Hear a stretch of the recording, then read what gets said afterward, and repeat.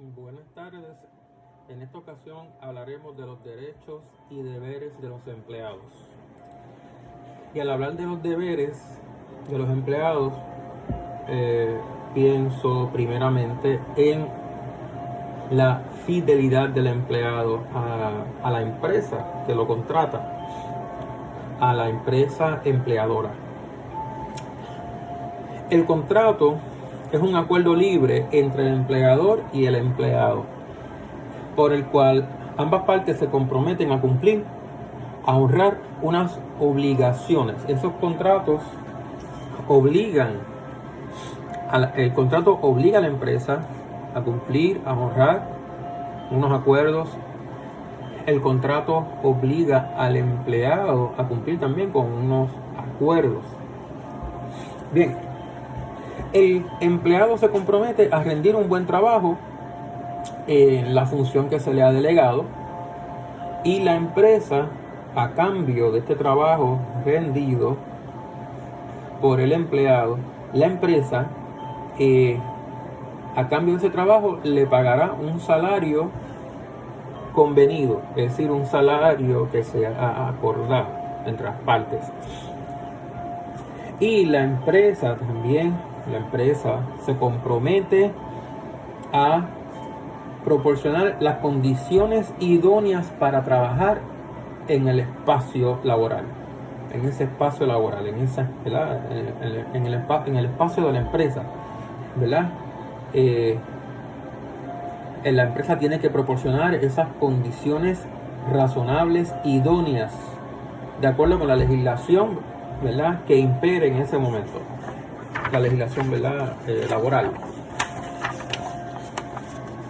Cuando el empleado entra a una empresa, tiene la obligación, ¿verdad?, tiene la obligación de promover los intereses de esa empresa que lo ha contratado, en la que trabaja, en la que ahora es empleado.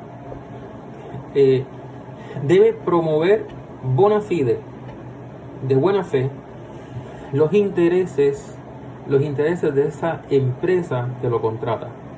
Es la obligación de fidelidad, ¿verdad? En el lenguaje administrativo se ha hablado de la fidelización, fidelizar al empleado. ¿Cuáles han sido técnicas, estrategias de fidelización? Estrategias para fidelizar al empleado. Bueno, históricamente encontramos en el siglo XX la estrategia, porque es una estrategia administrativa, de los stock options. Bien, a los ejecutivos de la empresa se les paga una parte de su sueldo con stock, las acciones, valores de la empresa, acciones. Y de esta manera, pues se fideliza, se crea ese sentido de pertenencia a la empresa, se fideliza, se aumenta la fidelidad del ejecutivo, del gerencial a la empresa. También históricamente encontramos que esta estrategia se utiliza con empleados, no solo con los ejecutivos, con los gerenciales, sino con los empleados. Se le permite a los empleados también tener acciones, valores de la empresa, para de esta manera lograr que el empleado identifique sus intereses con los intereses de la empresa. El empleado,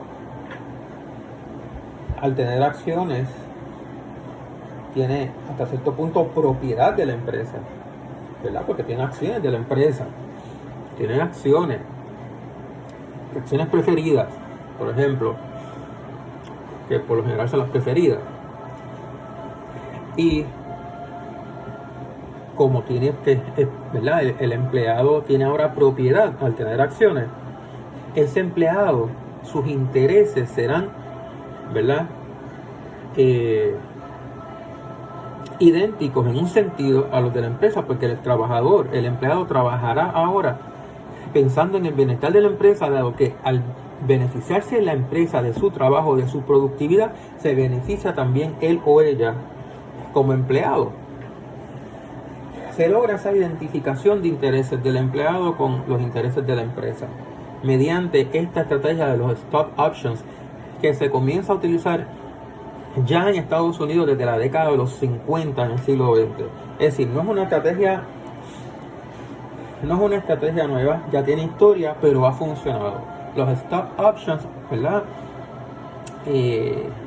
Uno de sus beneficios, de sus efectos, ¿verdad? Que es un efecto beneficioso, es el aumento de productividad por parte del trabajador.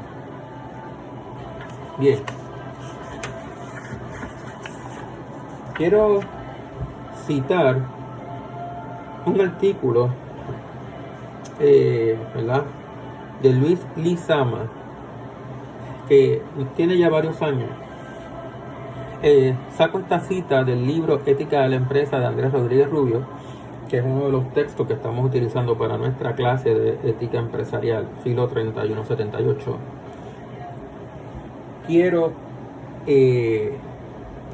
Quiero leer esta cita. Dice: conocido genéricamente como los stock options, este mecanismo es una forma de hacer partícipes a los trabajadores en la propiedad de la empresa en que laboran.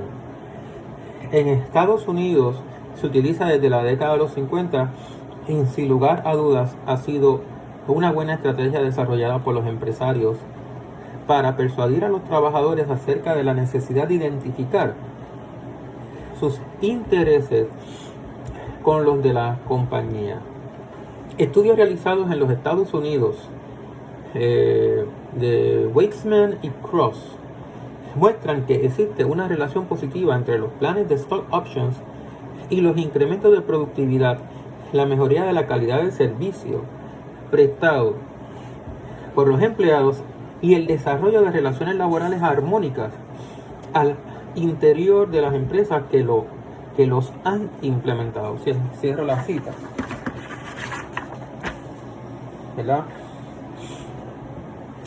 Pagar de este modo resulta ser un incentivo muy útil en cuanto aumenta el compromiso de los directivos o gerenciales y de los trabajadores empleados con su empresa. No solo en el sentido de que se preocuparán más del crecimiento de esta, sino que también los hará en gran medida invulnerables a las ofertas de otras firmas competidoras que quieran piratear sus servicios.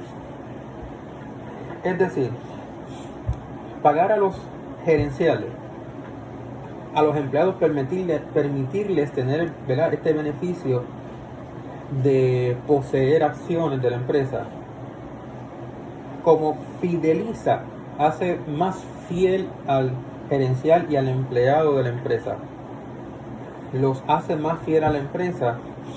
Esta estrategia hace al gerencial y al empleado más invulnerable a las ofertas de otras compañías, de otras empresas privadas que quieran piratearlos, llevárselos, ¿verdad?, contratarlos para que trabajen para ellos, en la piratería, en las empresas privadas. Bien. Ahora, este tema también nos permite, ¿verdad?, reflexionar en torno a las posibles consecuencias negativas de dar un salario, de pagar un salario inadecuado al empleado. Tanto sea un empleado de empresa privada como un empleado de una institución de gobierno, de una agencia o departamento gubernamental. ¿Cuáles son las posibles consecuencias negativas de pagar un salario o un sueldo inadecuado para la posición? ¿Verdad? Pues vamos a decir desde un principio que drena el compromiso del empleado con su compañía, agencia o departamento, si es en el caso de gobierno. Va a drenar su compromiso no porque haya una tendencia perversa por parte del empleado, no porque el empleado quiera dañar o perjudicar intencionadamente a la empresa o a la agencia o departamento de gobierno, la agencia que sea, sino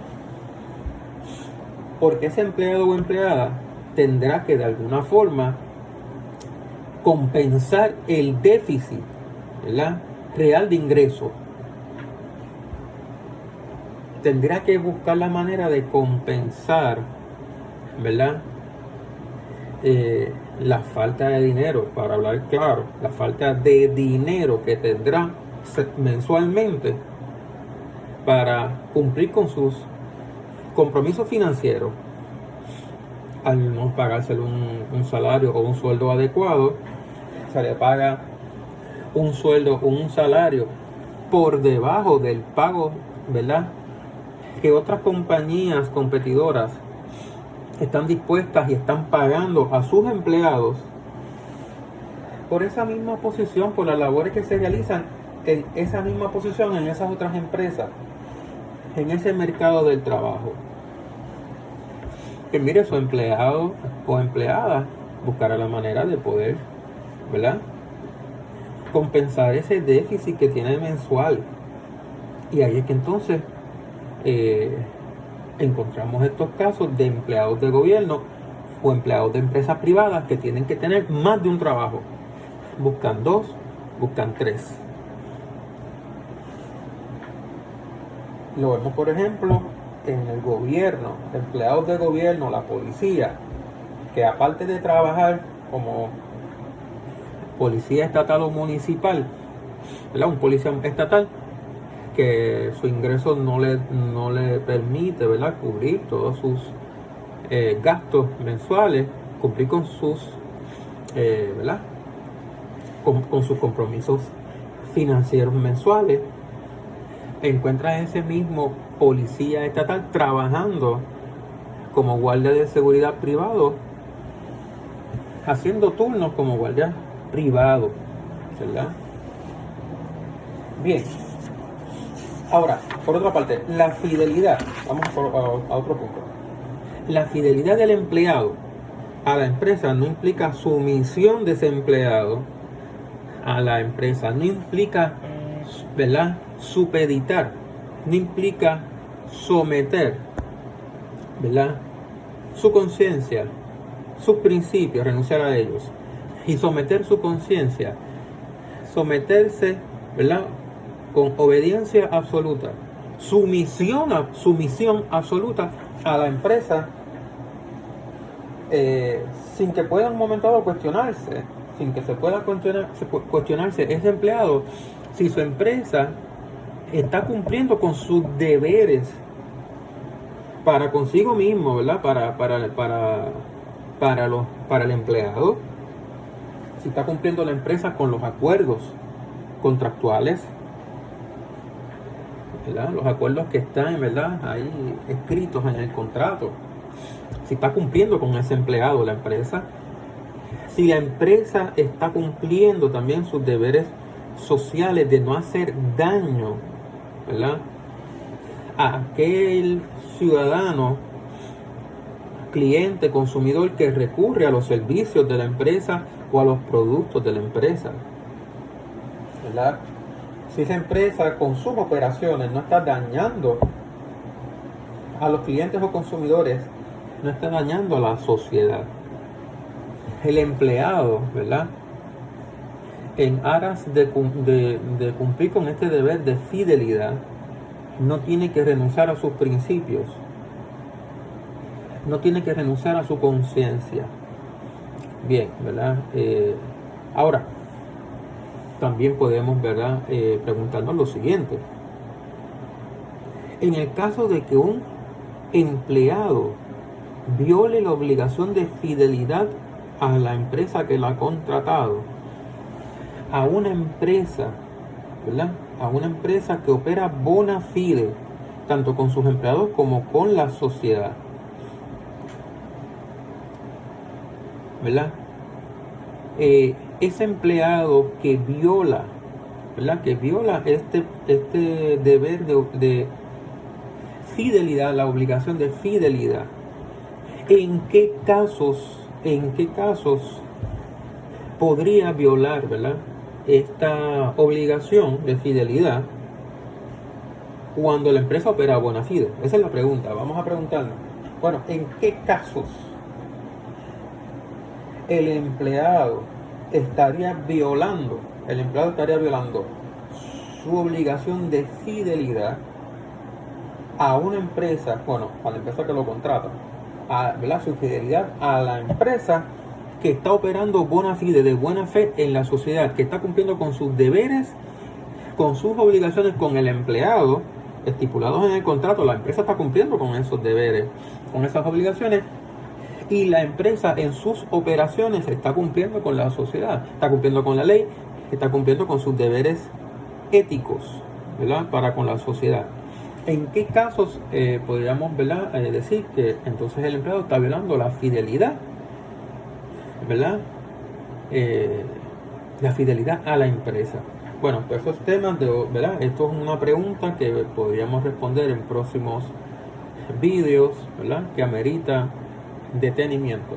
Bueno, buenas tardes. Seguimos, ¿verdad? Nos seguimos comunicando.